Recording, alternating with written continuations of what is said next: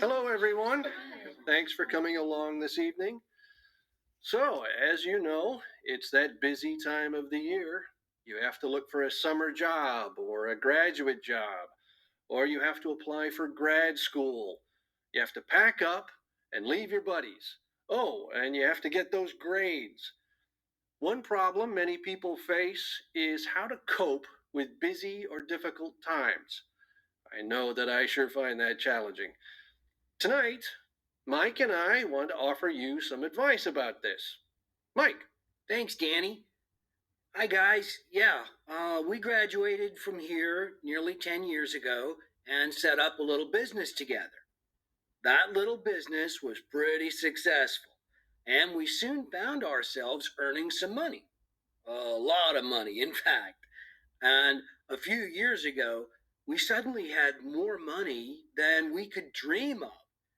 And guess what? We were miserable. But we did buy some nice cars. Anyway, we were miserable and we were confused. Why were we miserable?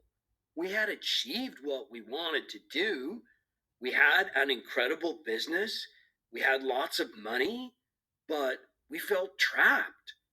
There was no way out, and we could never leave the situation. We had to keep working for 16 hours a day. There was no way we could have a day off. We didn't have time to stop and think. It was becoming a big problem. It's true. Now, some people have a problem with taking advice, but I think we both realized that we needed help. And it was actually one of our customers who kindly stepped in. He could see we were struggling, and he said, "You guys need to take a break. What's the worst that can happen?" What's the worst that can happen? It was this question that helped us. One thing we could do was imagine the worst. For instance, the business fails and we lose all our money.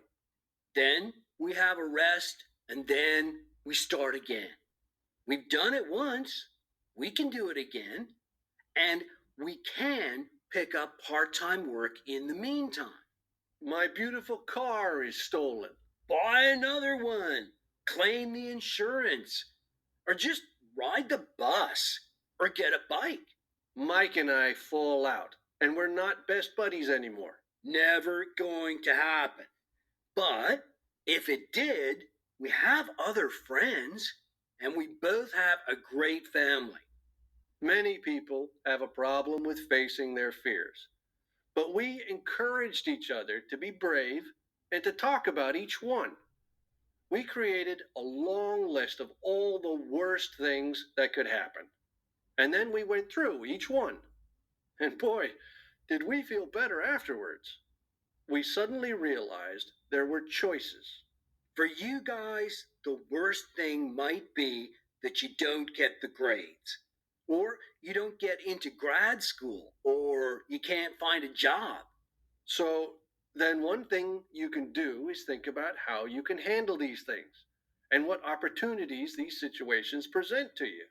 For example, take those exams again, or apply for grad school next year, or choose a different course, a different school, or take a year out to travel, or you volunteer and have a new experience and learn some new skills. You know what?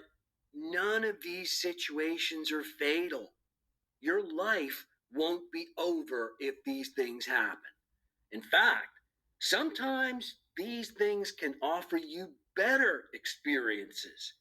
There are always choices. You've just got to look out for them.